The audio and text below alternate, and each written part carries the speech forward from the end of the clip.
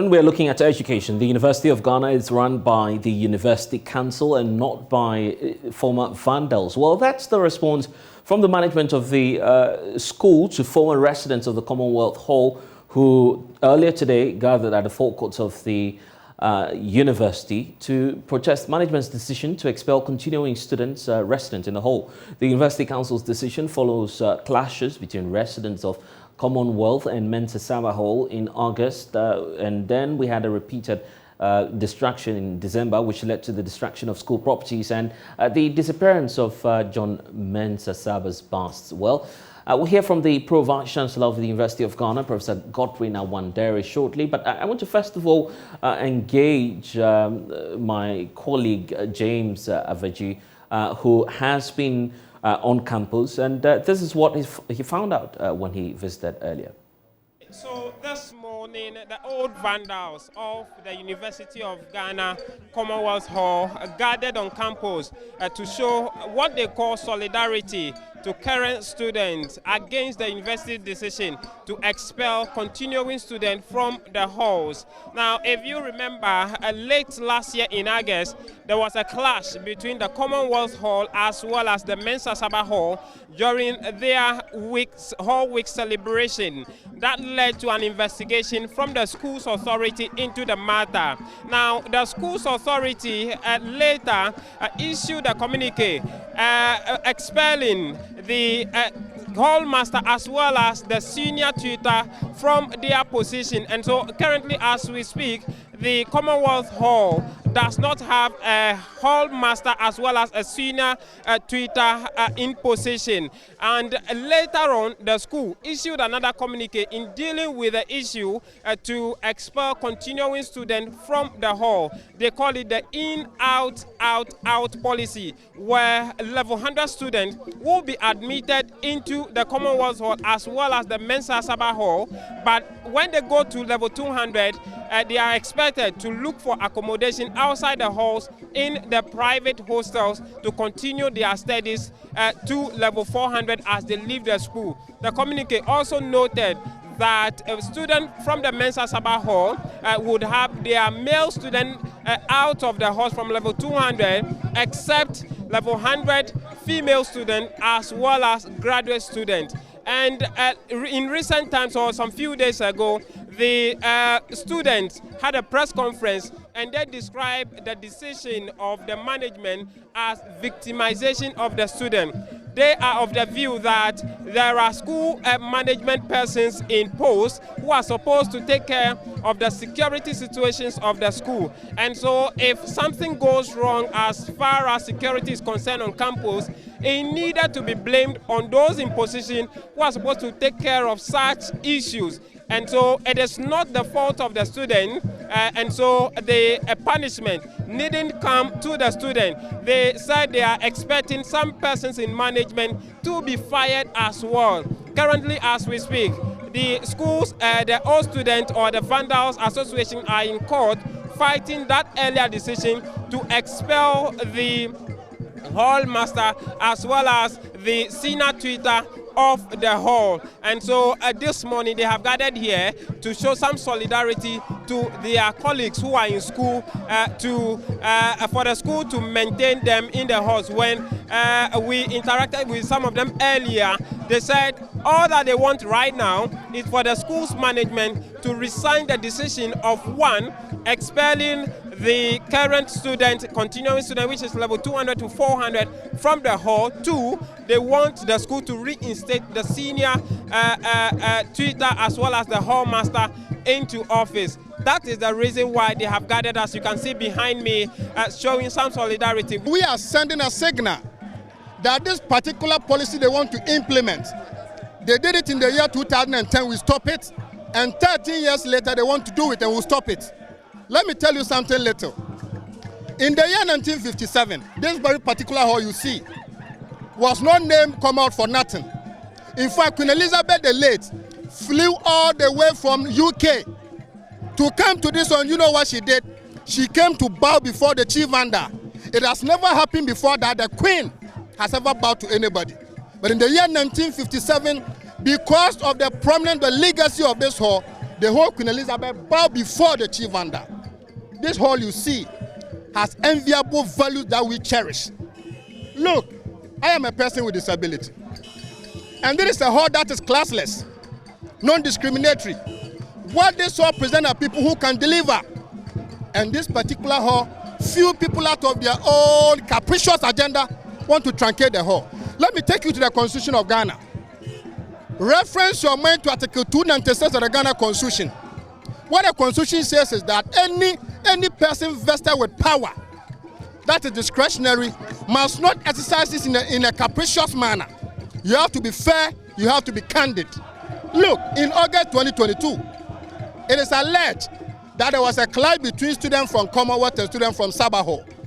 And the university, within their wisdom, set up an investigative committee. Now, the text of reference of the committee was to come up with findings and, if possible, find people culpable for that complicity. As we speak today, nobody knows who were complicit, who are the wrongdoers. And in the words of the Pro-Vice Chancellor of the University of Ghana, he said that Commonwealth and Sogah cannot go ahead with the JCI election because what if a criminal gets elected? The same logical reasoning is that what if a criminal doesn't get elected?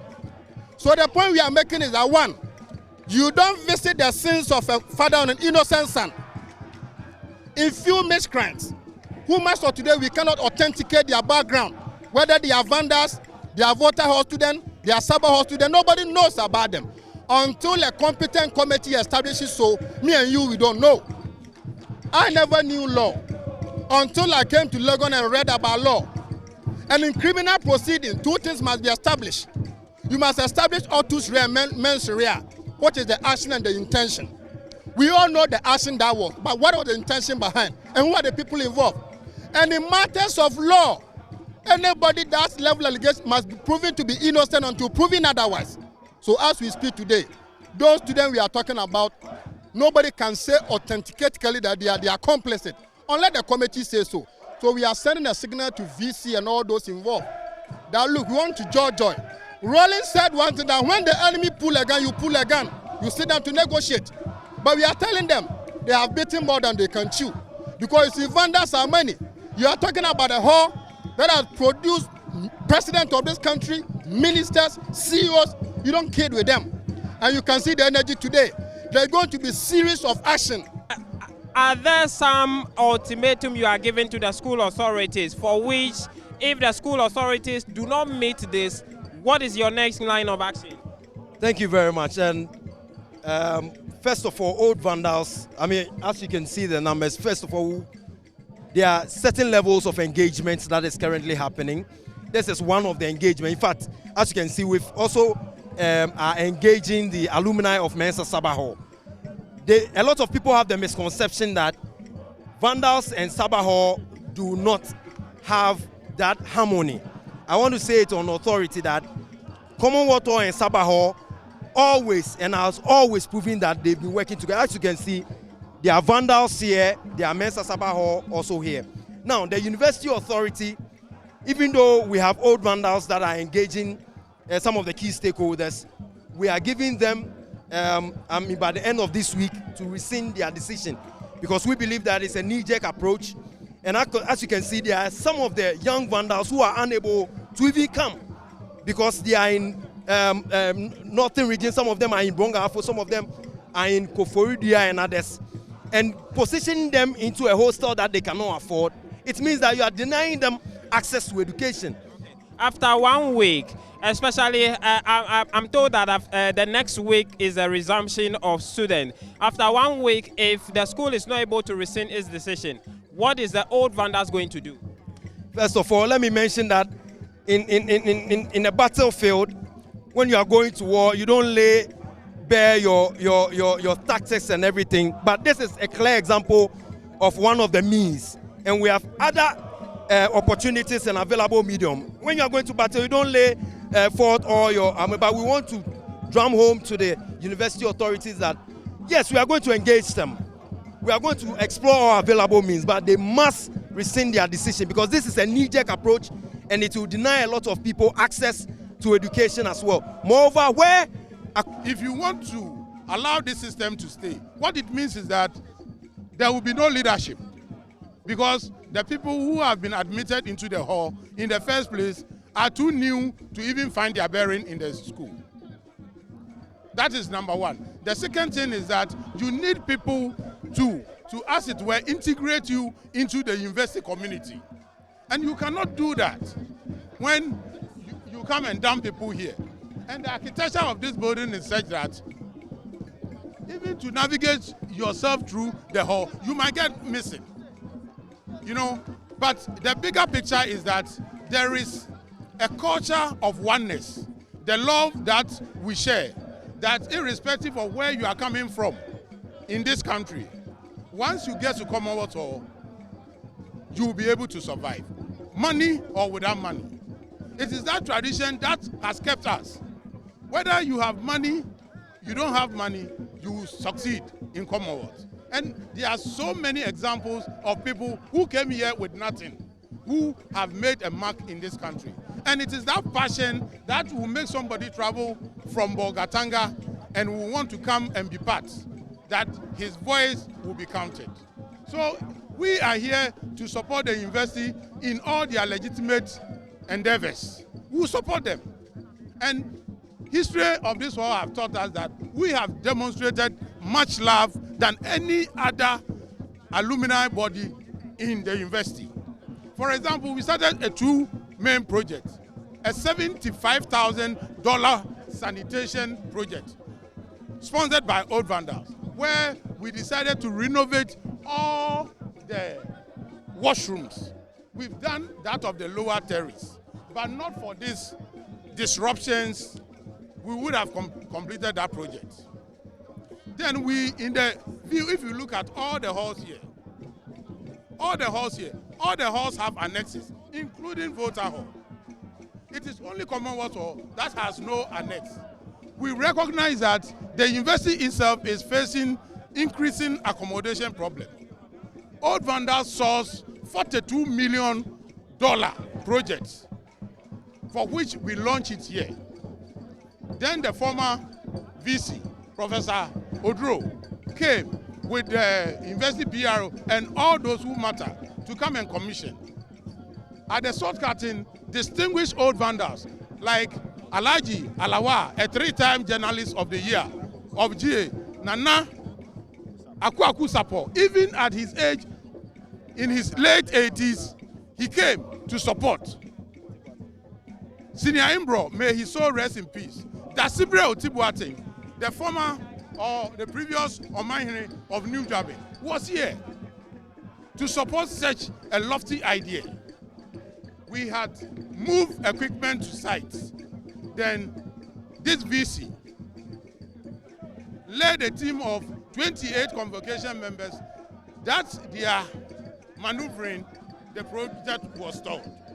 To the extent that the investors Excerpts of what transpired earlier today at the University of Ghana. We'll be having an extensive conversation on this, because key amongst the concerns of the group is that management actually failed to provide residents of the hall and particularly Commonwealth Hall, the outcome of the investigations that were conducted into clashes that happened late last year. We'll hear also from the Pro-Vice Chancellor of the University of Ghana, who's been justifying the decision of the university. But first, I want to welcome Bernard Odro Techi's one-time, President, correct? Yes. Of the Commonwealth Hall, 2000. Yes. So, Mr. President, you're welcome in the studio. And Andy Akweche is also one-time PM of that hall. For those of you who know about the Vandals and how their activities go like, they do have a structure. So he was one-time PM. But I want to start off with you, Bernard, the issue about why you're not willing to engage management and why you've decided to take this approach. Don't you feel that engaging them backdoor would be much more helpful? Let me say good afternoon to your viewers and your listeners. And let me say good afternoon to my big senior V-mate. In fact, PM simply means more like a Speaker of Parliament. Right. So in the architecture of the Commonwealth, in the student front, we have the House of Laws, whereby people go there to make laws at the student level. And he was our Speaker of Parliament. In fact, Andy has been one of the brain behind most of the great things in the hall, and I respect him a lot. In fact, he got me on board for this whole struggle. You've asked a question, why not take him to dialoguing? Yeah. When the enemy pull a trigger, you pull a gun. Yeah. Simplicity. And I said, I'm not sure you're trying to say that management of the school Wait. is your enemy in this regard. You haven't gotten to that stage yet. I perfectly understand that. And you see, but that's why I'm asking why you're not using it. When impunity gets to a point that people normalize impunity, you rationalize resistance. The reason is simple. In August 2022, there was a supposed clash between students from Commonwealth and Sogah Hall. And in the thinking of the university, they put together a competent investigative body. In my candid view, when you entrust such a body to undertake a mission, you have to respect the terms of reference of that investigative committee. If the university respects due diligence and due process, they have to give credence to the job of that committee. As we speak today, nobody knows, number one, whether the committee have exhausted their job, who were found culpable, who were found complicit in that act. In the words of the Pro-Vice Chancellor currently in charge of student affairs, he said, if people are found to be criminal. So at Vandas, our motto is simply true stance.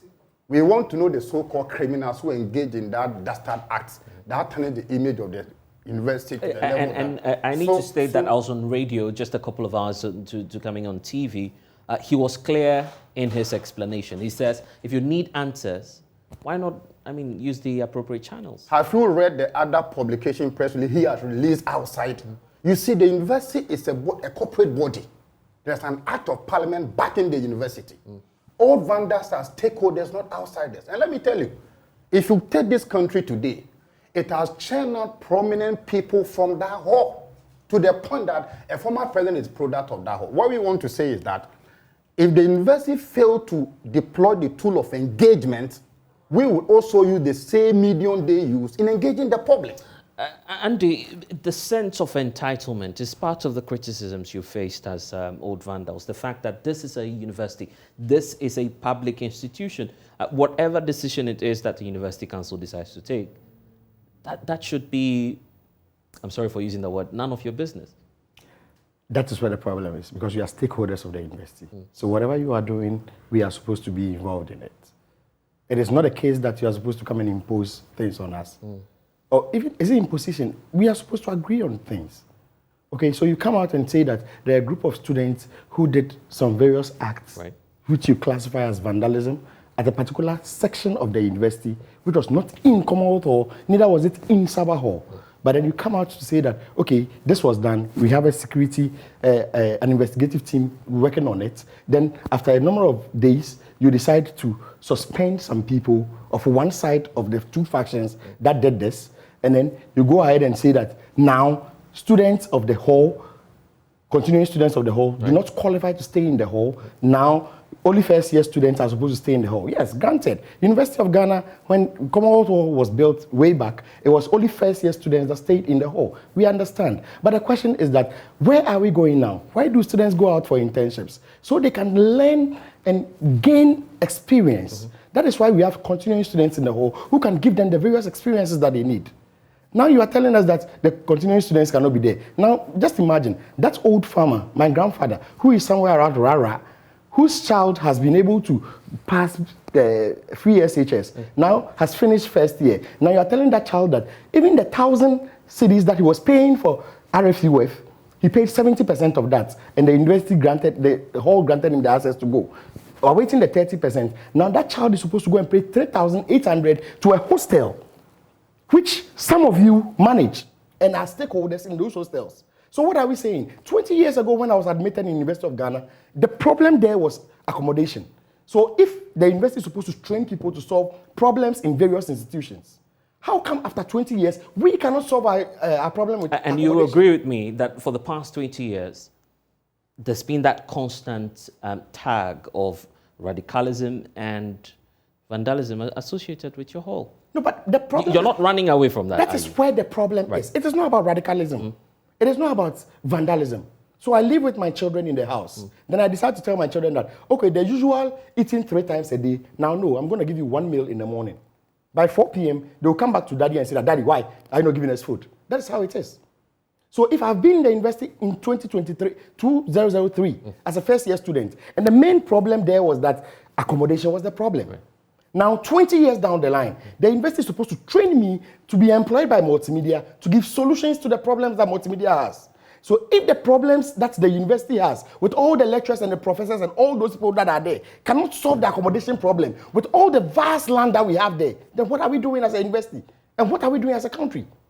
So then what we have to do now is that shut the people who can talk up, and then we can go ahead and do our policies. Bernard, what is that? And you were talking about the investigations that were carried out. It appears you have an idea, and I'll allow you to land on that. The recommendations of that investigation, although that officially that document is not out, we do understand is what the council is following. You have seen that document. Okay. But it's not official. We need to put down for the records. So they're simply working with the recommendations. For the records of your viewers, let me give a little bit of public education. Right. Okay. The university is run by statute. Apart from the Act of Parliament regulating all public universities, there's a particular statute for each university. Right. In the statute of university, there is something very imperative your audience and your watchers must know. Yeah. The regulations stipulate that if any traditional hall, the university wants to make any amendment to the embodiment of a hall, more than 2/3 majority of the members of that hall must undertake a resolution for that effect. What does it mean? When you take every traditional hall like Commonwealth, Sogah, Ekwafo, Kwapon, etc., we have the junior common room and the senior common room. The regulations stipulate that 2/3 majority of the senior common and junior common room must pass a resolution calling for how they want the hall should be regulated. In this situation, let's ask a simple question. In the year 2010, they wanted to do the very same thing. We challenged them, went to court, and we won that case on the premises that the university kind of outlawed their own procedure in passing a judgment or a policy. Let's come to the year 2023. Right. Has the senior common room of Commonwealth and the junior come together to pass a resolution calling for the fact that they want fundamental changes to the embodiment? The answer is a big no. So I want to flip the narrative to the university management that they taught us law. And in law and in civil and criminal proceedings, due process is very important. So if the senior common room and the junior common room have not come together to have a joint resolution calling for fundamental changes in the body architecture of Commonwealth, any attempt to set that particular power is ultra, and it's a nullity. And you see, I say so because I have gotten the chance to be a leader of the hall. I was part of the resident board of the university. I attended several committees, and when I sit back and I look at the posture of the university, it is simply an agenda by people who feel that... Bernard, you've not answered my question. No, I'm coming to the answer about the to recommendation. I'm coming to the answer. Basically, that's what they're working with. Wait, you see, let me drive home a point, and I come to your answer. Okay, right. In the year 2010, they constituted the same committee. The committee never concluded their job, and they went ahead to penalize vendors. When we went to court, the court gave a certain ruling that you cannot give a punishment on people when a committee have not exhausted their job. In the year 2023, this same committee report is not out. And I want to dare the university. We want to know those who were complicit. But you know where to ask for that, isn't it? I'm not supposed to. Who alleges must prove. If I say you are a thief, who must prove it? If I on this platform say you are a thief, who must prove that you are a thief? The onus is on me to prove that you are a thief. So if the university says that vendors are complicit in a certain vulgar attitude, dastard behavior, they have to put out the report. And we want to use Joy to make a case that, look, if they think students or come out or any old vendors were complicit in that report, you are giving them 72 hours. Let them publish the report, name those who were found to be culpable in that report. And when they do, you know our motto, true stance. We will come out openly to let them sanction whosoever is involved. But until that thing is done, any act by the university to go on the path they are going, they've beaten more than they can. Okay, gentlemen, just hold on for me. I want to bring in Adam Bona. He was part of that committee some time ago when the first incident occurred. Dr. Bona, thank you for your time here on The Pulse. So you've heard from leadership of the old vandals. They're simply not happy about this. First of all, because the findings of the investigations have not been made public. That's strange, isn't it? Well, good afternoon, and good afternoon to your in-studio panel. Well, I chaired the committee, and we submitted our, final report to the Pro Vice Chancellor, Professor Owandari. And so we concluded our work sometime last year and handed the report to them, to the university, and they acknowledged it. And so I'm sure that if the university wants to put out a report, they would duly do so. But as far as I am concerned, myself and the members of the committee, we have done our work. We can't then decide what the university does with the report. But Doc, this is where you're being accused of being part of the challenge, because the belief is the university is simply following part of the recommendations you made. It's creating a challenge on campus now. You take responsibility for that? We are rather, probably, you want to say, part of the solution. If I'm sure at the right time, I wouldn't be able to tell what time is the right time. But I'm sure if the university should publish, or portions of the reports of our sittings, then you would realize that if care is not taken, one day we would wake up and the University of Ghana would no longer be in existence. And I say this because we engaged, almost everybody who we needed to talk to, including, what do you call it, hall tutors. We engaged almost all of them, student leaders, both Commonwealth Hall, Sogah Hall, and, the part of the problem also has to do with politicians infiltrating the ranks of student activism and student politics on University of Ghana campus. And so all these things have been part of what our findings were. And I am very sure that when it is published, you would understand the fact that some students actually had with them corrosive chemicals like acid, some had petrol, some had all manner of chemicals. You are a student, first of all. You are there to study. What business do you have, having chemicals such as acid and the rest? It's really interesting that you're asking that question. Wait. Yes. Let me all just right, fair then. Yes. Land. Mm-hmm. Let me just land. Ours. Yeah, I'm saying this because you said we, myself, chairing the committee together with the knowledgeable, committee members who investigated what took place, the dastardly act that took place on University of Ghana campus. We are part of the problem. We are not. We are rather part of the solution. And the solution is for the University of Ghana management to take bold steps and ensure that right steps are taken to probably do away with vandalism, do away with destruction. Some members of the university community got their vehicles bent. Some had their properties damaged. Some who run businesses at the university had their businesses, destroyed. And mine is that the university community, if you ask me as a chairman, listening to, the testimony from some of the people we invited, it was harrowing. And more so, you have a lot of, a lot of them, I won't say, who have no reason to be on that campus, who are staying in, they are done with their studies. Some of them have been rusticated, sacked, and they are still there, grooming the young ones and teaching them to do some of the things that when you ask me, per the laws of this country, it's an affront. But you and I know that the police cannot walk into University of Ghana campus and start arresting students. They must go why not? And that's why I was about building a point on that. Why not? Why won't the police act? Because this is a case of criminality. If indeed we are to crack down on the people. The university is semi-autonomous. You can't just walk. The university is you can't just walk into the University of Ghana campus and say students have committed. There are various protocols you must follow. And so the police, if someone even commits a crime, that is why they have the University of Ghana security. You are arrested, and then they take you through the process and you are handed over to the police for further investigation and prosecution, if probably you have to be prosecuted. So it is not as simple as you would put it. It is a reason why when students are demonstrating on campus, sometimes when the call goes to the police come in usually unprepared. If intelligence, probably they didn't pick early intelligence.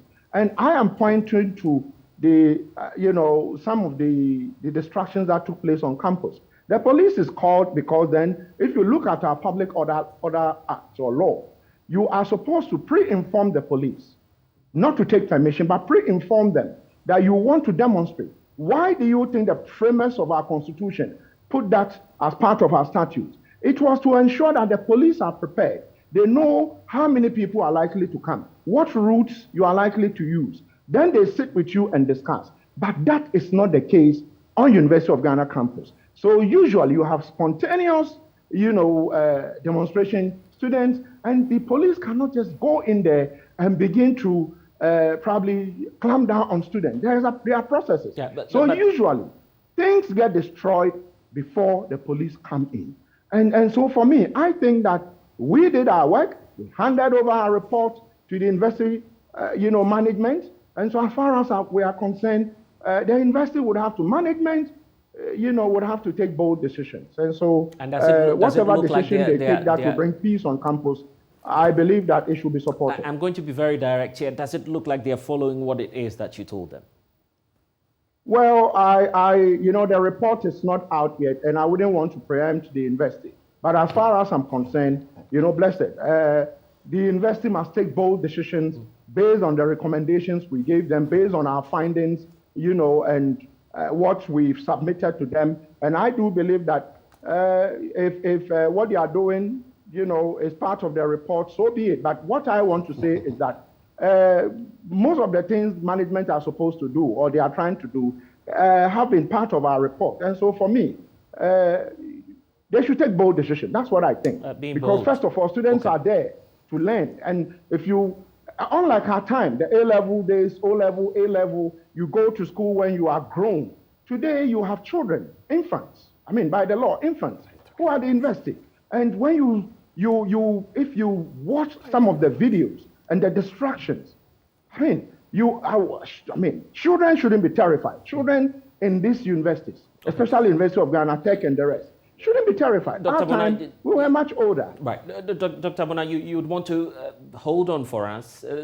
Because in studio here, BOT and Andy, they seem to have some challenge with what it is that you're saying. Andy, you disagree with Dr. Bona on that? In the first place, I don't think that children, don't describe those who are in school after 18 years as children. No, it's wrong.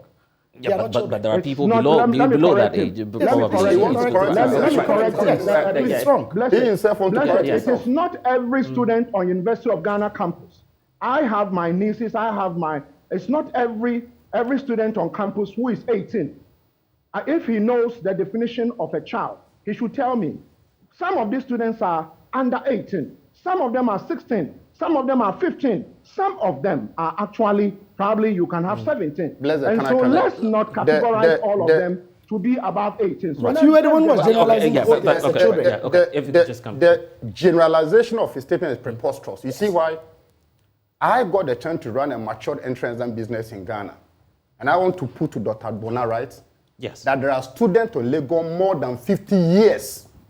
I want to tell him on this show. And there are equally, so he persons who are children. Don't generalize them as children. That kind of thinking, you see. But equally, we have minors on campus. There is the defeatist thinking that always echoes in the minds of some university management officials, and it gets them wrong. I want to tell you, there are students on campus who have done their masters twice and they're doing their PhD. And if you put them on a thinking table, some can think better than even professors. No, but he's so let us have this erroneous thinking. Okay. Let's clear that mentality. That when you see those people there, they are kids. They are not kids. And in fact, maturity is not in age. You can have somebody at the age of 50 who will be very immature. And you can get somebody at the age of 21 very matured. Before King Solomon was born, where other people older in the Bible who were there, let's put this Methuselah thinking away and face the reality. You put a very frontal question to him. That is the investment management implementing the content of your report? What did he say? He couldn't answer straight. He says take the bold decision. I wrote it here. Yes. I wrote it here. Yes. I wrote every submission he's made here. Right. You ask him a direct question. He was being evasive. That is the university implementing the findings of your investigation. He said no, the university must take a bold decision. Yeah, precisely what he says. So is that the finding of the Blaise, don't speak for the man. Okay. We are not case on this platform too, please. You ask him a frontal question. Are they implementing the findings of the investigation? Right. He said they should take bold decisions. Yes, bold. That bold decision warrant implementing the findings of their investigation. No, you see, let's be very honest here. The report should be published. In the year 2017, there was a visitation panel report. Okay? That was commissioned by the government of Ghana and international bodies. Right. They published that report to the consumption of everybody in the country. Today, we are vandals. Our motto is true stance. We are not asking for more or less. All we're saying is that some students got involved in some dastard acts. We want to sing the same song with the university management. Publish the full report out so that the over 31 million of people in Ghana can know that these were the people involved. They are vandals, they are Vikings, they are Voltarians, they are Kwafu people. But if that has not been done, and anybody want to implement a kangaroo kind of findings, we will not take it. Andy, and based on that point, if the management puts the report out, I mean, are you willing to now allow for the changes to take effect? Our motto is true stance. Yes. And we don't compromise and that should include the in, out in that's been implemented now. Are you open to that? For what I'm saying is that my first issue about all these things is about... Because you want the report out. If the report goes out, the report's will you coming be out, open to what's been implemented now? No, but whatever is coming out of the report, we want to know what I can't say straight away that we can accept. But if you know, will you accept what's happening? But I don't know it now, so I can't accept it now. But for me, with our motto true stance, we believe that if it is the case that I and the Akwetia, I was part of the team that went out there and I need to be sent to wherever it is, take me there. That is what we are talking about. But you don't go there and then say that there is a report, that the report should be implemented, bold decisions should be taken. And then the report is carved nicely in an oven. And then you expect that bold decisions are being taken. And this bold decision is affecting somebody else. How would the report change for the old vandals? Let us know. Then we know that, okay, 600 people in Commonwealth were part of the demonstration. Because we have also done our own investigations. We've not gotten any information yet. So then what we are saying is that give us the university is the one who asked the security agencies to do this. Right. Okay, give us what you have gotten. Let us say that, Bernard, at the time, you were supposed to be in London, but you were in Commonwealth at that time. You were part of those who did the demonstration. So the law has caught up with you. You are supposed to go to court. Then we all avail ourselves and go to court. Then the right things are done. But if you are teaching me in the classroom that this is the procedure, then when it comes to you, it doesn't work that way. No. Okay, and Bernard, so Dr. Bona Bona was just raising a point that some of you, the old vandals, for instance, you're fighting this because most of your members still remain on campus. You don't want to leave campus. I mean, let me tell you. You see, when people made this kind of generalized thinking, it gets but that's a fact, isn't it? I bless it. Yeah. In some of are you first of all disputing that? Big time dispute. I mean, let's put it vandal that's the long. It belongs to the dustbin. No, he said he made a very profound statement that the university is a semi-autonomous body. You know what it means? It means that the university doesn't operate in isolation. And stakeholders ought to be involved in making a decision. Who are the stakeholders? Old vandal play a critical role. You have in this country the Chief Justice being an old vandal. Minority leader in parliament being an old vandal. First Deputy Speaker of Parliament being an old vandal. When making such a bold decision that can affect them, Blaise, what do? We are not calling for more. You see, even after war, people go to negotiating table to dialogue. You know what we can do best? The VC and Hair and Taraj, let's sit on the negotiation table. And let's find a way to let the tradition stay. I cannot for a moment wake up one day and hear that a hall that had the whole Queen of England flying all the way from England to Ghana to salute my chief vandal is gone. We won't take it. What's the big deal? The big deal is that, you see, imagine one day you wake up and, excuse my language, the Tumfor Palace is gone. How would Ashantis take it? Imagine one day. This is a public university. No. Why did you think they chose Saba Hall, Kwafu Hall, Legon Hall, Kwapon? But when it got to the people at the top, they said Commonwealth. There's a nexus between Commonwealth and 54 Commonwealth countries. That is why in opening up the hall, the Queen of England in 1957 flew all the way from UK to come to Ghana to salute my chief vandal. Blaise, let me tell you on this show, it won't wash. Is your ego not getting in the way? No. So with this, let me come in. Let me come in. Bernard, let me come in. We're talking about If ego. I can finish. Okay, you finish. Retract that word first. It's not I ego. mean, to be fair, See, I'm just asking. You I'm have just a being- pro-vice chancellor who referred to students as criminals. I'll send you his publication. He said that they are holding on to elections in Comot and Sogah because what if a criminal gets elected? Who is a criminal? How? You have a whole professor referring to students who are going through investigation report not out as criminals, and you think that is not egoistical? Please, let's face reality here. Let's call a spade, not a big spoon. Our bone of contention is that Commonwealth must not be penalized because of an agenda by few people. And we old Vandals believe that if people have gone wrong, penalize them using the law due process. You know what, Andy, just hold on with your thoughts. I understand that the Pro-Vice Chancellor, Professor Gordon Awandere, has been speaking to my colleague James Aveji. Let's listen to the justification from the school, and then Dr. Bona, I'll also come back to you, so just hold on for us. Let's listening. The steps we took are based on the information we've gathered so far from the investigation. We don't need to wait for the investigations to be completed for students to be jailed before we take steps.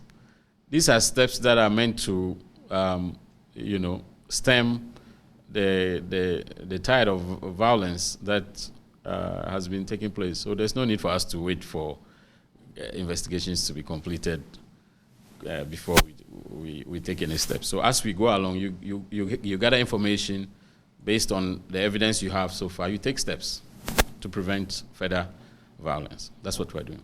We've sent them to university hostels. UJL are partly owned by the university. UJL hostels, they're partly owned by the university.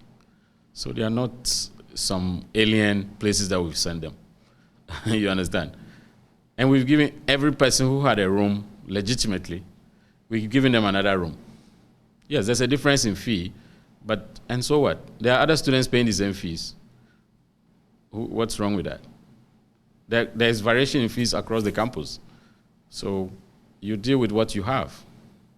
Okay? So we've not put any student on the street or send them home. We've given them another room. If there's a difference in fee, that's your luck. That's how it works. That's the justification we're getting from the Pro-Vice Chancellor, Professor Gordon Awandere. I'll come to you, gentlemen, shortly. But Dr. Bona, you just had their submissions there. First of all, disputing what it is that you're saying about issues relating to some of the people who are still resident but have left school or have either deferred as part of the findings that you made. So I can understand them. I'm sure the last speaker before you played Professor Wandare's tape actually alluded to the fact that, comparing, Otumfuo's Palace to Commonwealth Hall, where you wake up one morning and Otumfuo's Palace is gone. I can understand them. But mine is that the onus is on everybody, including the Old Vandals Association, to ensure that the right thing is done. And so they should. I think you have, they have requested for dialogue. I think, yes, they should find a way to dialogue. The point is that if you ask me from where I sit, the university management has the university to run. And the university is not just the students. The university is a community. And so the management owe it to every Ghanaian to run a very peaceful academic environment where people go to acquire knowledge. And I think when I mentioned that they are children, they actually misread it and said, I generalized it. Yes, they are children, even if they are 10% of them who are under 18. These are still referred to as children per our laws. And so as far as I'm concerned, the community is there for everyone who either works there, is a student there, both senior, junior faculty members, the working, class there, their families. It belongs to everybody. And so as far as I'm concerned, what has been taking place in the past, this is not the only time there's been riots, on University of Ghana campus. But it is taking, I don't know how long they finished, their programs on University of Ghana campus. But in the past, I will tell you that there were riots, but it didn't take this dimension. It was the pure student mischief. But today, it's moved to an angle where students are using deadly implements And you asked me a question that has to do with, purchase. Yes, if you, probably if the university decides to publish it, you would notice that those who gave testimony, almost all of them spoke to the fact that, yes, there are activities of purchase on this, in these halls. And it is something that is worrying. Some of them are dismissed. Some of them have finished and, doing national service. Some of them are actually working, and they spend a lot of time on these campuses.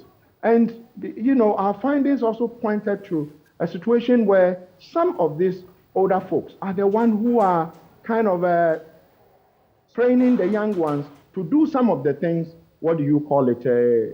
took place. And we actually spoke to some former students of some of these halls, and their testimonies have been captured, in the report. And so this is not someone just speaking without facts. I'm speaking to a situation where, and it will interest you to know that you have a situation where you have students crisscrossing from the 3 or so traditional universities, KNU, Legon First, KNUST, and Cape Coast. So you have their counterparts coming from Katanga Hall. When they have to celebrate some activities, they come and join them, and you have those from Cape Coast, the other halls also come in, and they do that. And you will realize that when these things started off in Legon, as part of our discussions during the findings, we mentioned it that, you see, if this doesn't stop, the spillover, it will move to University of, KNUST. It didn't take long.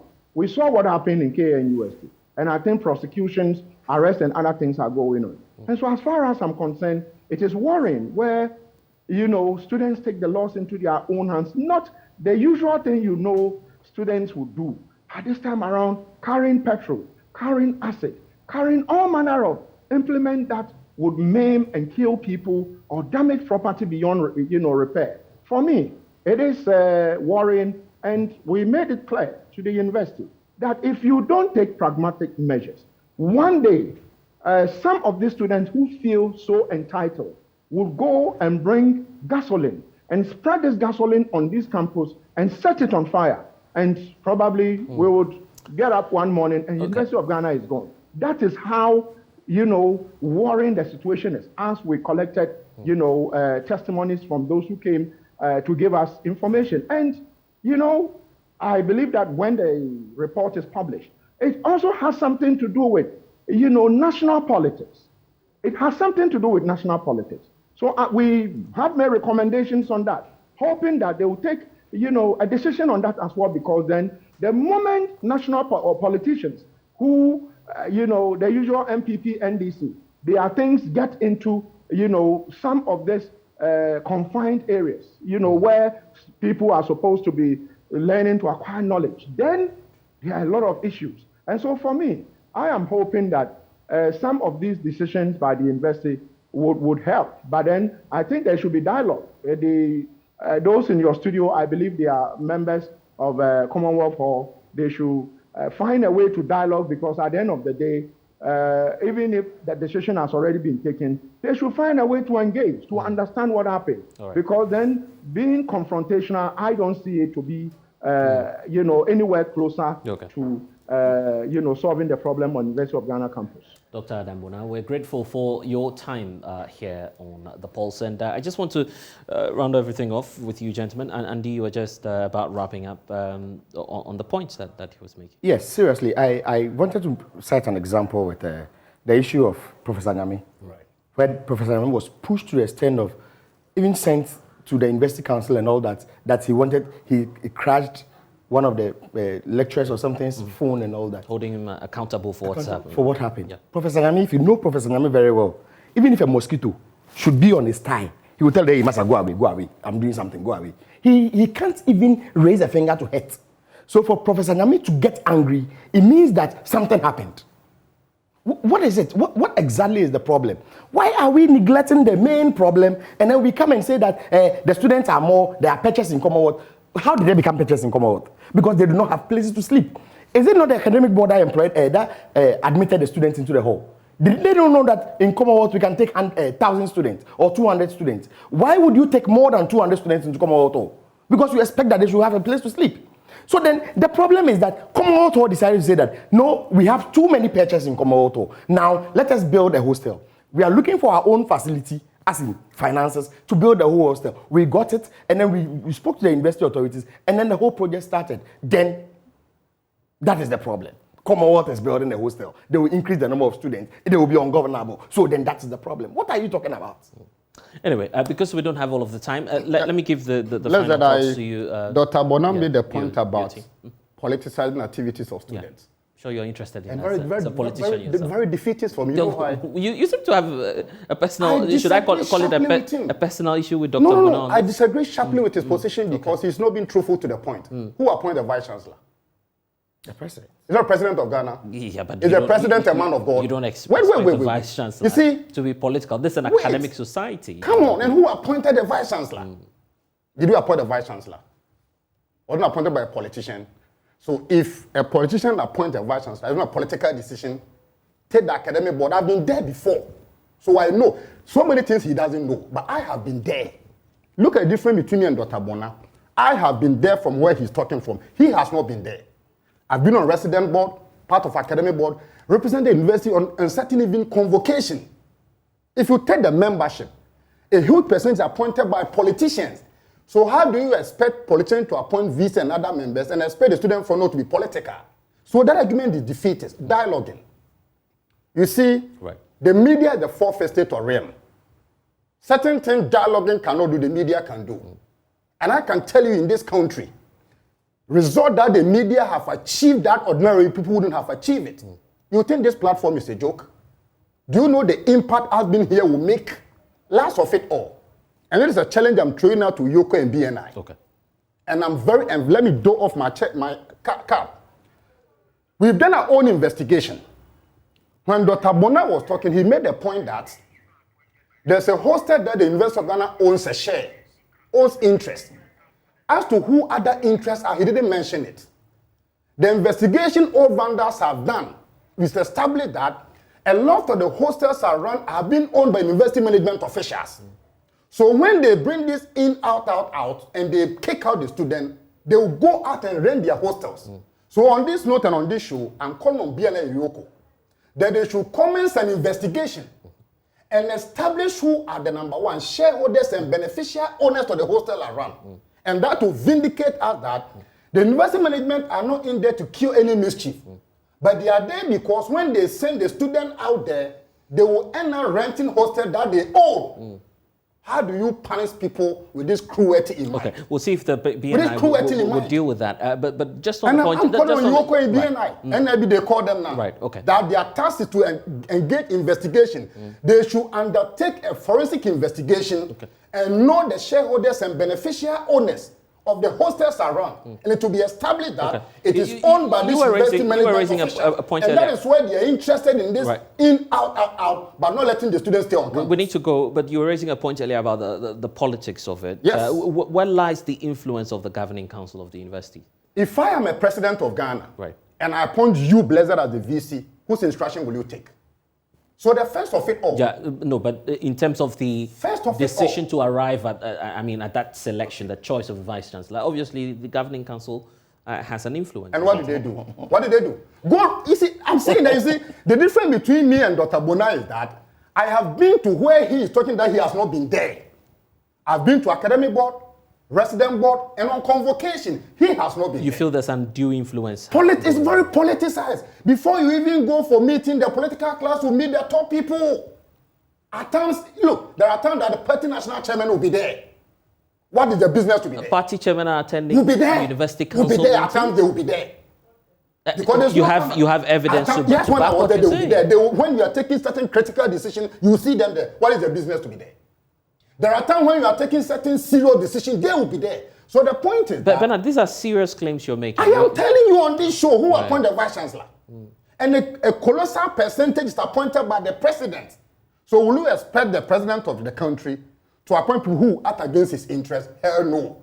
So the first officer, the top echelon of the university, Right. is run by appointment of political class. So you cannot take politics out. But what we are saying is that let sound judgment prevail. Okay.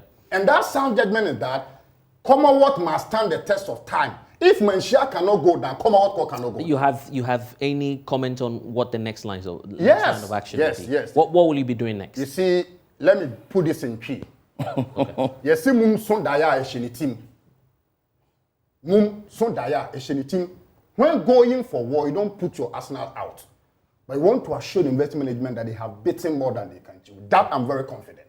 Okay. So, yeah, just to end it, just like they thought Very that today, briefly, yes, just like they thought that today we were going to have thousands of people in Commonwealth. And so they paraded a whole lot of security people around because they briefed them and told them that we were going to be confrontational. And then we just brought a few people because it was a meeting that we said we were coming for. It's the same way. The meeting never happened. We did our meeting. Okay, right. It was our meeting, so we did it. Whatever we wanted to do, we've done.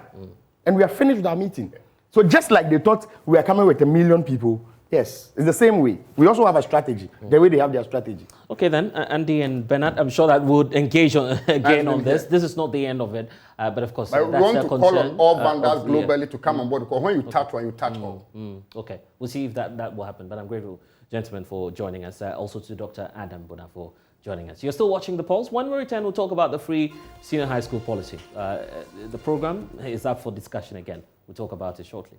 Welcome back. The Ghana National Association of Teachers, NAT, is urging government to, as a matter of urgency, review the funding for the free senior high school policy. After it emerged, the state spent some 5 cities for feeding and other administrative processes. Of course, for us to understand what's happening, there's more in the following report for you. Let's open up the system. Let it not be said that, well, look, today, if you go to all the schools, the parents will tell you, free SHS. That is a rendition. All right. Let me just do this because when I move on to other guests, I want them to address the entire spectrum from primary to tertiary and vocational. So I'll let you have that final take. You had wanted to talk about teacher training colleges as well. You can look at the tertiary system altogether. Of course, recently we heard about the licensure or licentiate exams and the failure rates and the reassessment and all of that. What is your take about the tertiary educational level in Ghana? Are we preparing students for the work market or are we still doing rote learning?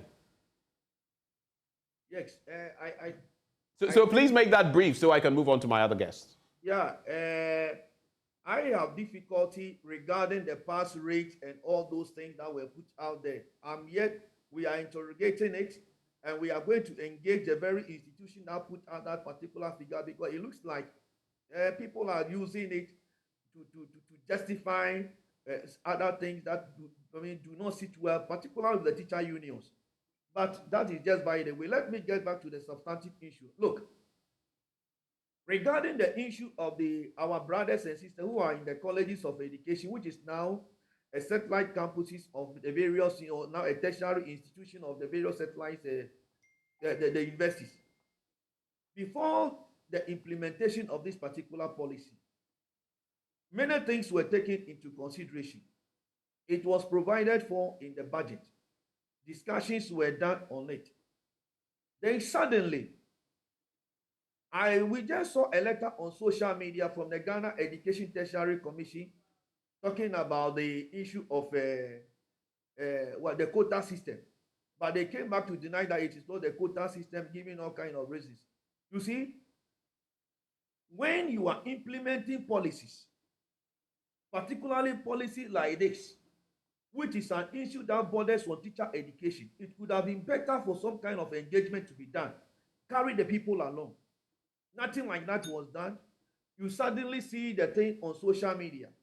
Then the question is, people begin to ask questions. People begin to throw out things out there. We think that the approach of reviewing this particular policy was not the best. And I repeat, it's not the best. We don't go that particular way. And something ought to be done. The same thing is happening at the university level. Why are the NUCs complaining? Why is NUCs complaining at this particular time? It is because if Parliament has passed a law and the university feels that they need to do something about it, It could have been better to engage the students, engage other stakeholders to get it done. It is this lack of social dialogue, this social engagement that is creating more problems for us.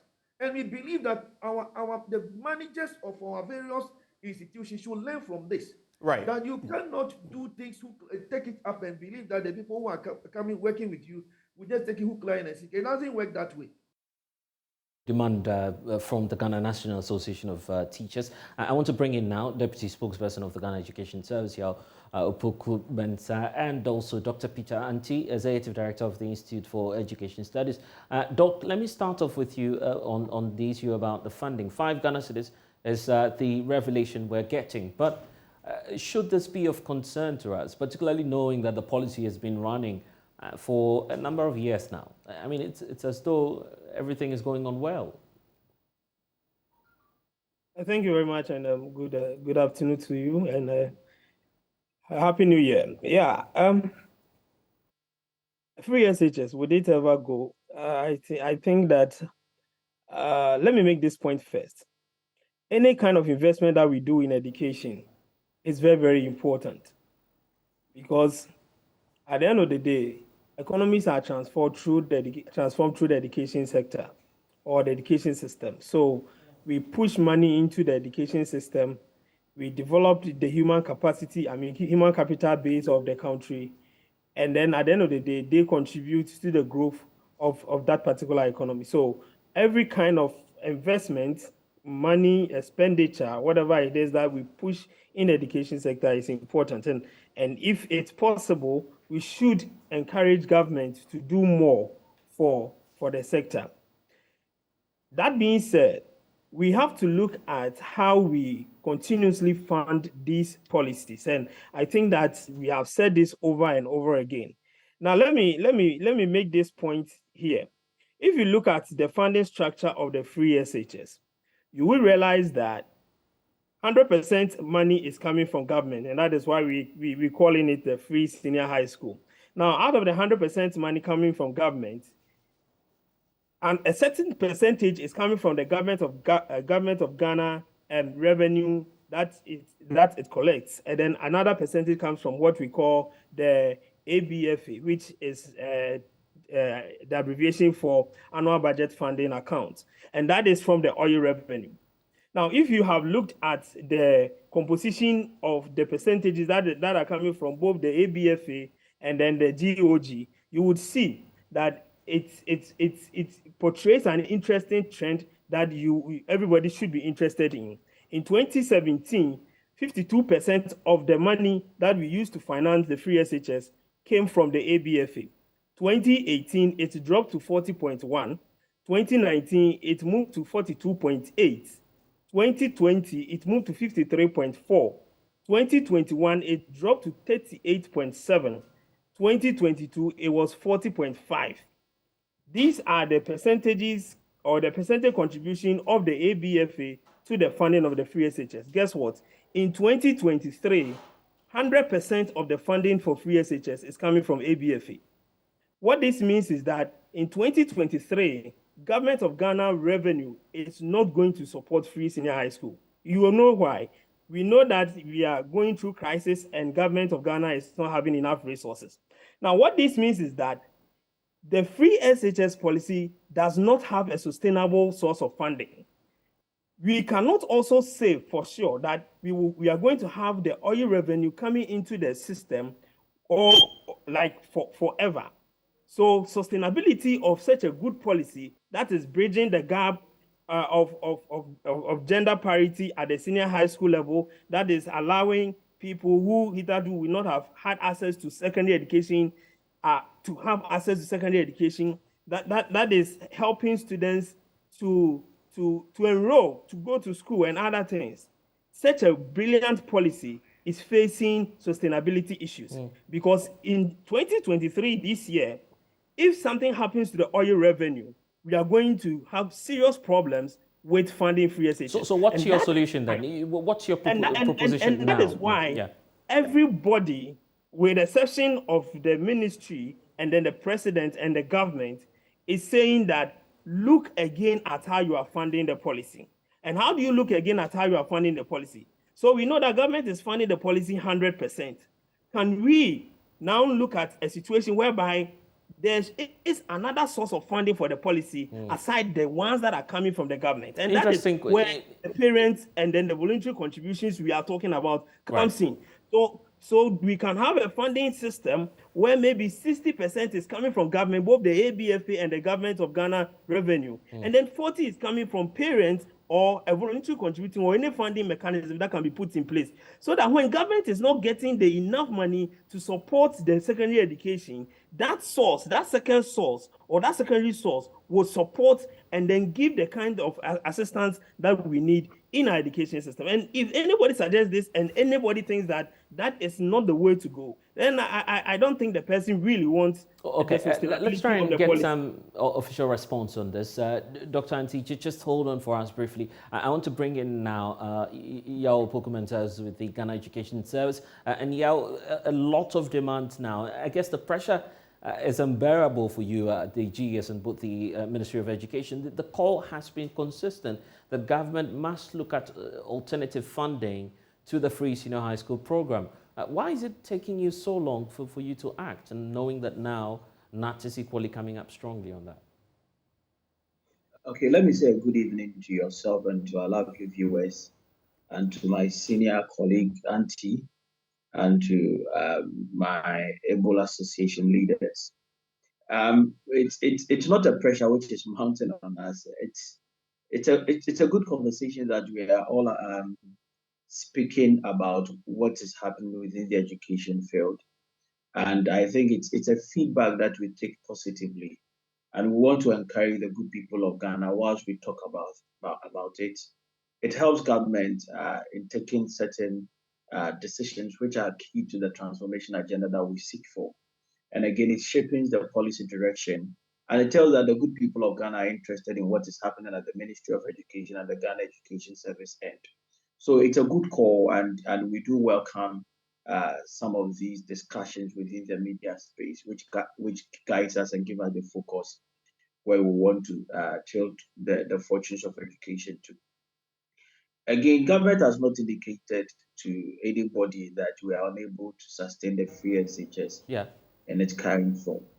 Government has not indicated that. Government has rather shown the commitment in ensuring that the pertinent problems within the space are dealt with once and for all whilst we move on. And mind you, the society evolves. And once society evolves, within the ideal sense, that is where you say we want this, but the practical aspect will give you what actually is within the space.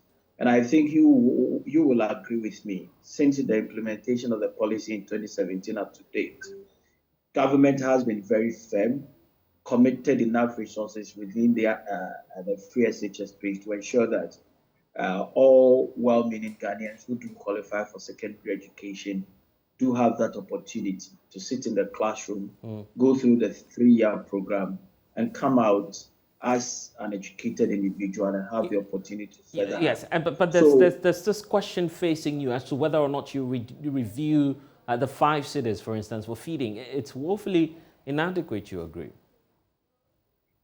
Well, it's a discussion that it's ongoing. Day in and day out, we do look at the situation about feeding within our schools. And even if you will find out from charts, every 2 weeks there is a meeting with the Minister for Education, the Directors of Education, both at TVET and the Ghana Education Service, and the buffer stock outfits and all relevant stakeholders who are consistently part of this meeting to look at the feeding situation. And yes, we had a couple of challenges within the space, especially when we're coming from the COVID era. And looking at the economic situation all over the world, there are certain items that were greatly affected. But gradually we are getting out of it, and we are mapping out strategy to arrest all the difficulties that we had last year so that it wouldn't even repeat itself again. And I know very soon there will be a conversation as to what goes into the feeding aspect, whether the increment that you are asking, or whether the increment that Nat probably is asking, or whoever is asking, will be affected. But I wouldn't want to jump the gun. Definitely, authorities will engage Ghanaians on it, and the clear direction where we are going will be made available to the good people of Ghana. I think let's hold our horses. It's a conversation that we are looking at, and the commitment of government is to ensure that we do have a sustainable free SHS policy for every individual in this country. And that can never be compromised. And the commitment has been demonstrated day in and day out by authorities at the education. Okay, well, the and I question think is, we need to take... will the meeting happen? I'm listening. Yes, will the meeting happen between your side, GES, and the Ghana National Association of Teachers? No, the Ghana National Association of Teachers are major stakeholders within, and if they are calling for a meeting on any day at any time, we are ready to meet them. They come without even knocking, and definitely Minister tells them his doors and windows are always open. Same as the Director General for Ghana Education Service. On any day when we deem it fit to meet around the table and discuss some of these things, we are ready to do it. We are urging them; they should come. We can sit around the table and look at the issues and profess solution to it. And I'm grateful for your time, Nanaya Opoku Mensah, who speaks for the Ghana Education Service. Doc, I'll just give you a minute to wrap up for us. If we want to increase the feeding for the senior high schools, it definitely means that we're going to push more money into the system. But the money is technically not there because the source of funding the policy is depleting, and that's what I've demonstrated to you this afternoon. We have to start looking at other ways of getting additional funding source to support the ABFA. Thank you.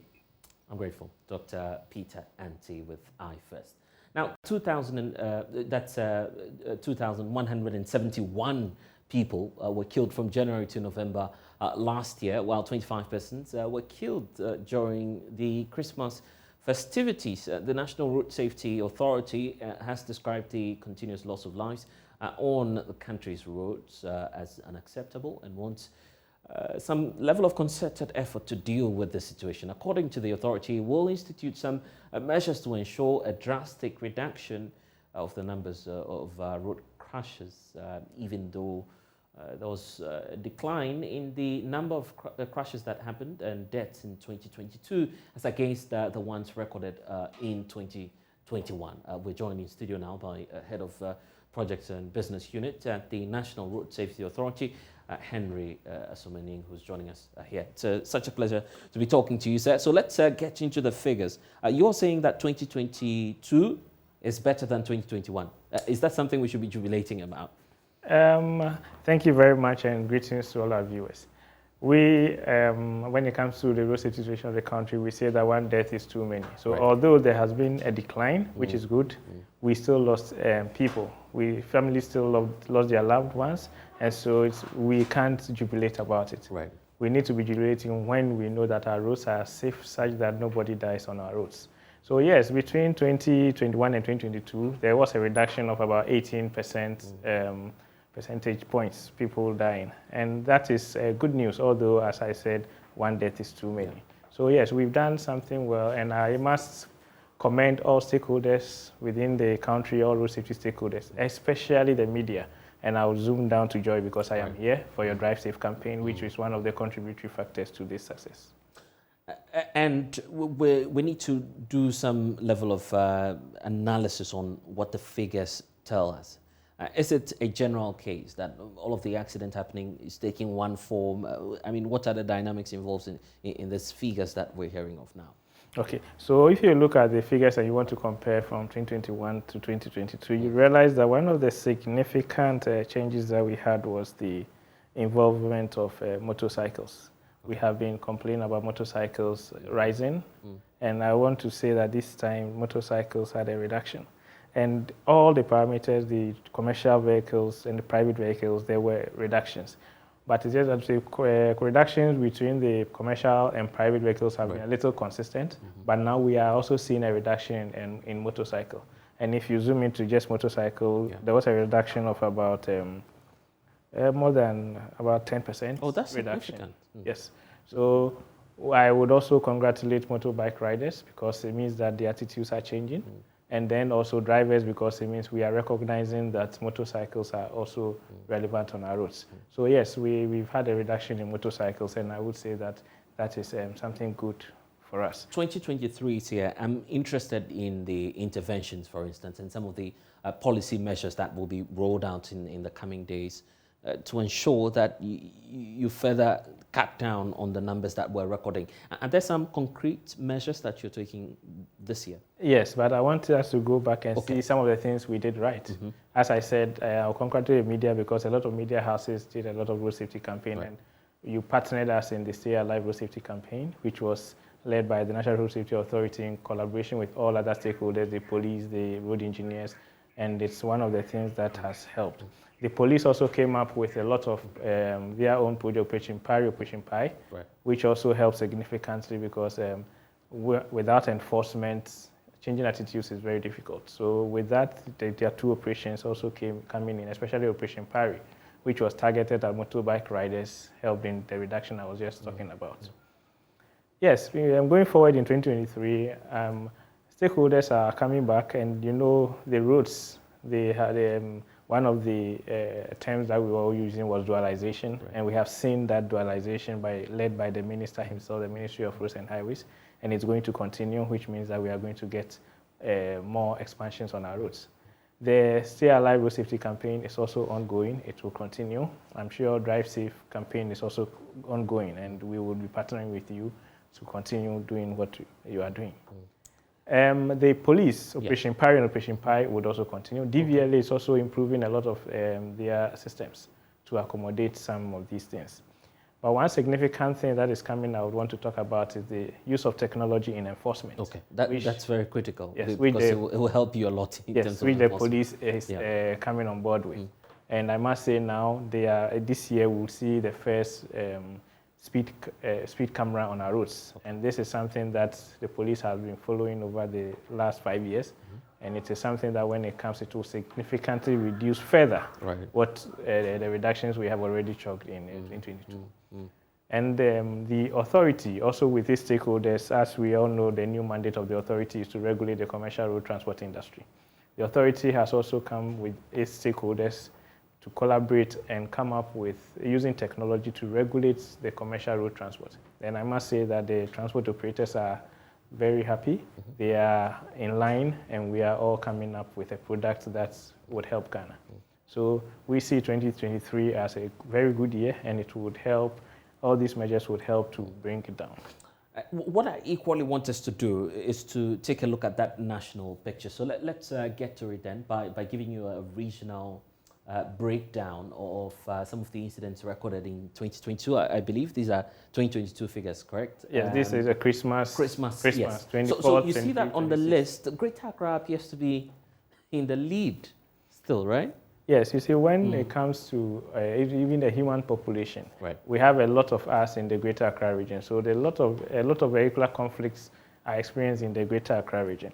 But if you even go through and you look at that within these 3 days where we all saw what was happening on our roads, people running up and down, and we had 9 deaths, it is something that I have always said 1 death is too many. But if you have 9 in the Greater Accra region, I think it's you think it's a fair figure? Yes, it's a fair figure because we have a lot of the celebrations going on in Accra. So yes. Is there any special reason for, bringing in Tema as a special case then? Or when you go, break down the figures, when you go into the police, they have police regions, and in the police regions they have Tema as a region separated from Accra. So that is how come we record it this way. But at the end of the year, when we collate the figures, we put Tema and Accra together to form the Greater Accra region. So in fact, if you put them together, we'll have 10. Yes, 10 deaths. And as I said, Greater Accra region being the most populous, the most critical. And if you pick after Greater Accra, then you pick Ashanti region. So if you look at Ashanti region, we recorded only 2 deaths. So it's fair to say that by the trend, the higher the population, the higher the population, the higher the conflicts. Let's look at the conflicts, vehicular conflicts, because a lot of people are driving on the roads. Then also sometimes you look at the type of routes, the area, you realize Greater Accra is a very small region that is accommodating a lot of people. So the conflicts in the region is very high. So that's how come. And then also the standard of living in Greater Accra, people drive more than the other regions. So in all, but the injuries are also significant, and the 124 for main Accra, and then you have the Tema region with 11 more. So that should be shooting us all the way to 135 persons injured. The injuries, yeah. Yeah. Yes. That's for December alone? That's for just 24th, 25th, 26th.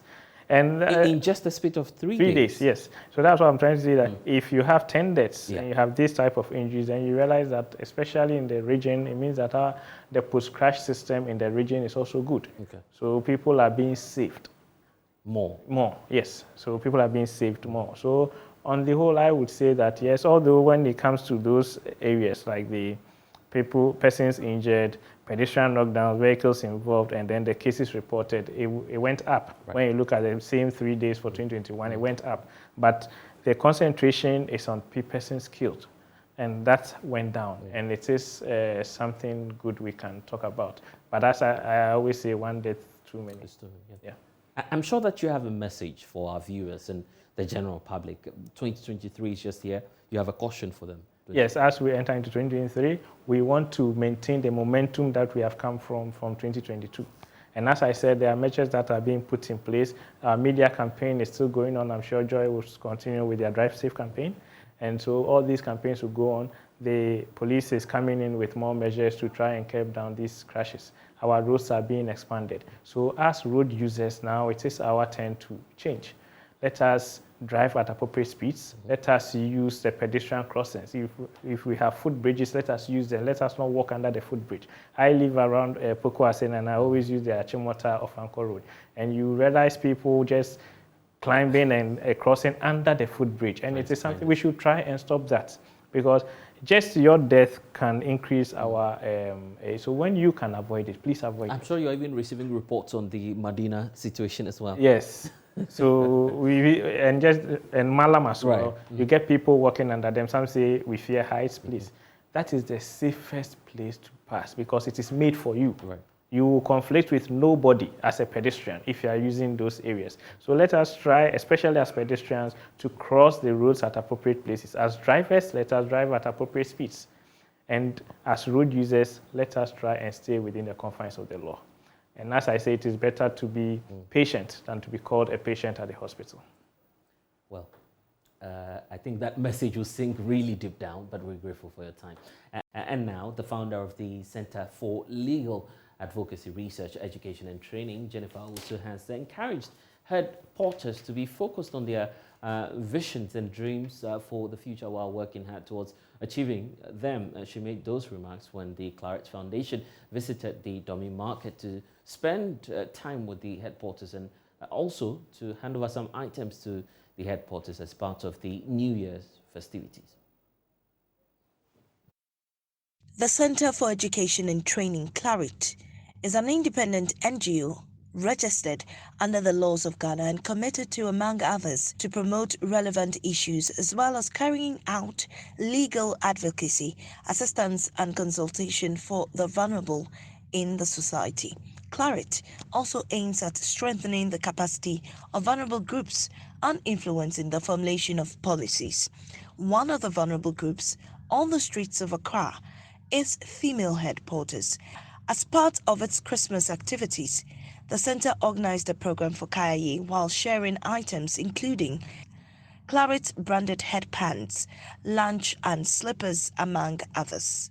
In an interview, founder for Claret, Jennifer Owusu, advised the Kayaye to work hard and remain focused. Then we have delicious packs of jollof, chilled drinks, just for them to know that they are not alone. There are people who care for them.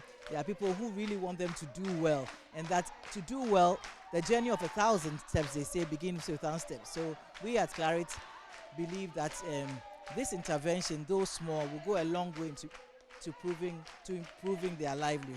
I advise them to stay on course. You know, they are working, they should come to school. Some have the intention of learning a trade, some have an intention of expanding the Kayaye business. Everybody should focus on what aim, continue to work hard and to have their goals. Some of them have different goals. Some have the intention of going to school, some have the intention of learning a trade, some have the intention of expanding the kaya business. Everybody should focus on what aim that they have, and with God's help and with their continued dedication, they'll be able to achieve it. If there's any help we can offer them along the way, we'll be back here to offer them. So, as I said, this year we are here in the Domi market. JoyNews spoke to some of the beneficiaries who said they are grateful to Claret for putting a smile on their faces.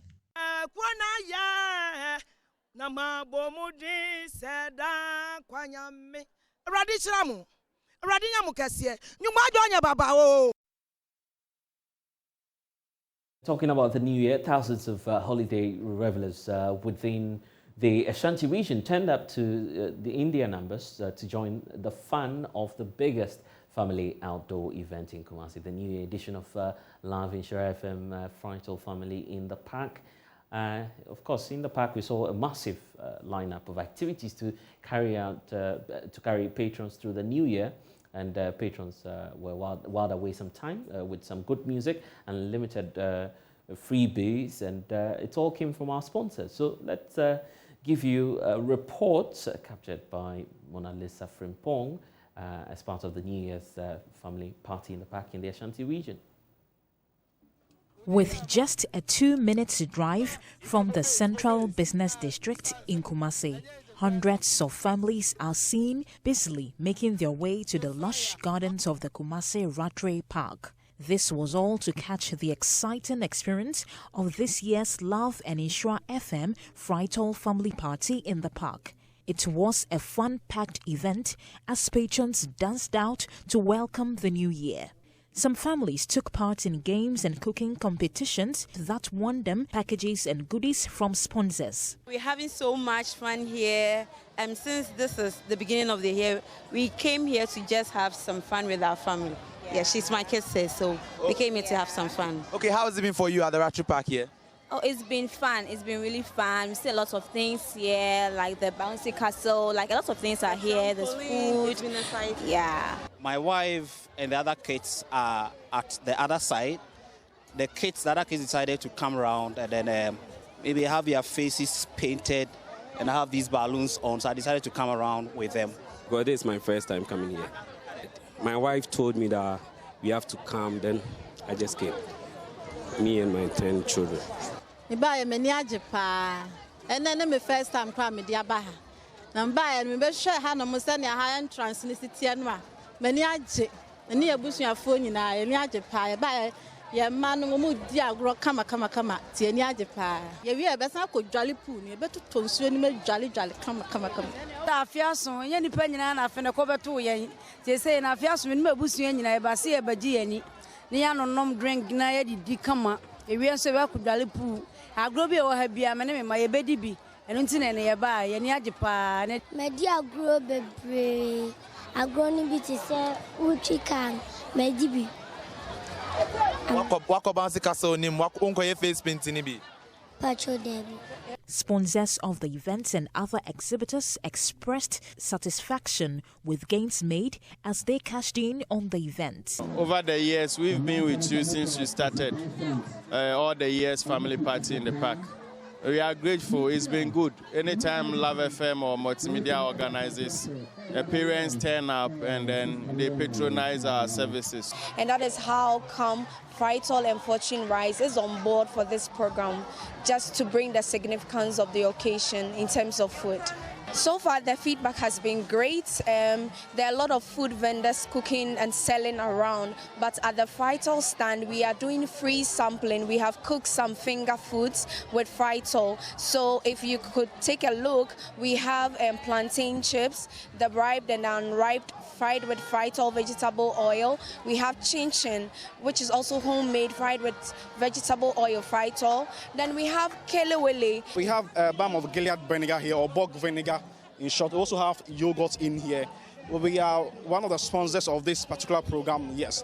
We realize that a lot of people, especially those in Kumasi, have less knowledge concerning vinegar, their uses and the benefits. Yes, people have idea about just washing or cleansing your vegetables and fruit with this vinegar, but it has other extra benefits. We see this event as a big one, and it's not particularly for us.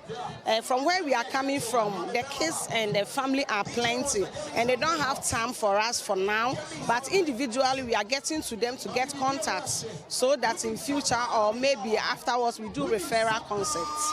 We've heard a lot about this program. It's been exciting. We've been hosting lots of families and kids, and it's been amazing over the years. So yeah, that's why we decided to sponsor the program. Oh, so far the patronage has been okay.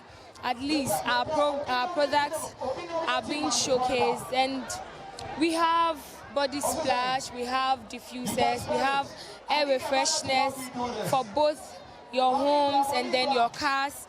The Love and Ishra FM family party in the park gives all one needs for a fuss-free, quality-filled and beautiful atmospheric experience to ring in the new year and dance away your 2022. Organizers are promising even bigger events in Easter. For Joy News, Mona Lisa reporting. And now the Liberation Circle, Dankwa Circle and other principal streets of Accra have become the ultimate photo studio for families as they pose by the lights used to beautify the city for the festive season. Some of the parents who have been speaking to Joy News say they want to create long-lasting memories for their children whilst not also missing out on the celebrations. They want the decoration to be replicated in other parts of the country. Maxwell Agbagba has more in the following report. Hashtag Light Up the City has become a significant part of the Christmas celebrations here in Ghana. Many families, loved ones, churchmates, work colleagues all troop here at night to take beautiful pictures and capture the moments. This beautiful 2023 sign welcomes patrons here to the Liberation Circle, the principal streets, and many other major landmarks here in the capital are not left out of these beautiful decorations. There's bumper-to-bumper traffic on Osu Oxford Street. Many people are gathered at the Dankwa Circle taking their first 2023 pictures. Here, I've met the Ejakuns. Edward Ejakun is behind the camera as his wife, Comfort, and two children, Edna and Edward, pose for a picture in what looks like a pumpkin designed with lights. He says his children love the lights. When the kids saw this place, they were fascinated about the colors, about the lightning. So they wanted to take a few pictures. So we decided to stop by a park for them to take a picture. And you can see they are happy about the pictures we are taking here. It's been nice seeing them all over, and we encourage the city to do more. Actually, we used to be in Kumasi actually, and we didn't see much of this. And the ones in Accra are really beautiful. So we would love for them to replicate it, everywhere. Edna, how are you? I'm fine. Oh, tell me, do you like it here? Do you like the lights here? Yes, please. Eddie Ejakun's son, Edward, says he loves the light and will want to come back with his friends. His mother, Comfort, wants other regions to also feel the joy the lights evoke in the people of Accra. The lights and everything. And everything. Just like my husband said earlier, we wish they could replicate this in the other regions and probably do more, okay, as the years go by. It shouldn't be only Christmas that we see these things around, especially with the children. Yeah. They always love to be in places like this. So if they could put up things like this once in a while before Christmas, I'm sure the kids will enjoy it. True. And we, the parents, to appreciate it. Okay. Yeah. It is not just families using the Dankwa Circle and the Liberation Circle as a photo studio, but lovers too. Here I've met Dami and her boyfriend Henry Osei taking selfies by one of the lights. He says the decorations with the light bring out the festive season and wants it replicated in other regions. You like it? Yeah, it's actually beautiful. Like the lightning, the colors. It brings that festive spirit, the Christmas spirit, you know. It makes you feel like, yeah, this is like the heart. Yeah, this is the heart. You know, Osu is actually the heart of entertainment. Yeah. Yeah, because I work here, I'm a DJ also. Oh, okay. Yeah, so yeah, Osu is actually the heart of entertainment. So having this here, it brings like more life and light to the city, making it a great place to be any day, any time. Yeah, I think as we are all Ghanaians and we are all sharing from the same cake, like every region needs to like experience this. Exactly. Yeah. The children, they need to experience this. It really makes them happy, you know. I'm now at the Liberation Circle. Here I've met another patron. It is 2:35 a.m. on the 1st January. She stopped here with other family members to take some pictures as the year begins. Frida. Okay, Frida, what's your last name? Quay Green. Quay Green. Okay, great. Tell us, you're having a good time here, right? Yes. Yeah. Over here? Yes. We came here last year, so every year we come. Oh, every year you come here? Wow. It means 2023 you're going to come here? Yes. 2024 you come here? Yes. Tell me, what do you like about this place? The lights. She likes the lights. Oh, okay. So we like the lights. And the fact that you can walk through. Yeah. Yes, you can walk through and take pictures, and it's safe. You have a couple of security guys around, so it's safe. Bye-bye. Bye-bye. Oh. Her sister, Dr. Rebecca Quigrin, says hashtag Light Up the City should be a national exercise. Very good. It's beautiful, yeah. Taking the pictures here is very good because you can even, especially the circle thing. I think it wouldn't be bad because, I mean, it will give them the opportunity to also enjoy what we have in Accra. Yes, so it would be very good if it's done there. Her daughter, Ashley, is having the time of her life here at the Liberation Circle. Come enjoy your life. Life is too short. Oh, you heard that from Ashley. Alberta Jamfi and her children and then her family, here taking pictures here at the Liberation Circle, another location of Light Up the City. Hello. Oh, should I start with Martin? Yes. Martin, how are you? Fine. You're fine. You like it here? Yes. You love it? Yes. Oh, you want to come here again? Yes. We love here. Every shall I say, every ending of the year or 1st January, we come here to take pictures. Oh, okay. Yes. The design. Yeah. So we take pictures from here. We go everywhere to take pictures. I'm talking about not just this place. Wow. Yes. Everywhere that there is a design like this, we just go there to take pictures. So that we will all enjoy this. It shouldn't be only Accra. Yeah. Principal streets like the Bema Camp, the Dansuman Roundabout, the Action Chapel Roundabout, the median from Silver Star Towers to Airport Traffic Light, the Accra Mall Roundabout, the Akwaje Roundabout, and many other principal streets of Accra all have been decorated with the lights. CEO of Jandel Limited, Afia Moro, is the brain behind the decorations, which was made possible by her other partners and corporate organizations. She said during the launch of hashtag Light Up the City, they always want to make the festive season a memorable one. It is time to lift up spirits and focus on what matters the most. That is, loving our families and friends and giving to others who have none. Mother Teresa of blessed memory once said that it is not how much we give, but how much love we put into giving. This season is about showing love, caring for each other, and being there for one another. Charlotte. It's very beautiful. In fact, I'm here to snap. Oh, okay. I'm here to take pictures. It seems you always do this in only Accra. Okay. If I think the Liberation Circle, 37 here, airport, but I've not seen any of such in Kumasi or elsewhere. Yes, like even the capital towns, it will be okay. Kumasi, Ho, and then Tamale and elsewhere, it will be okay.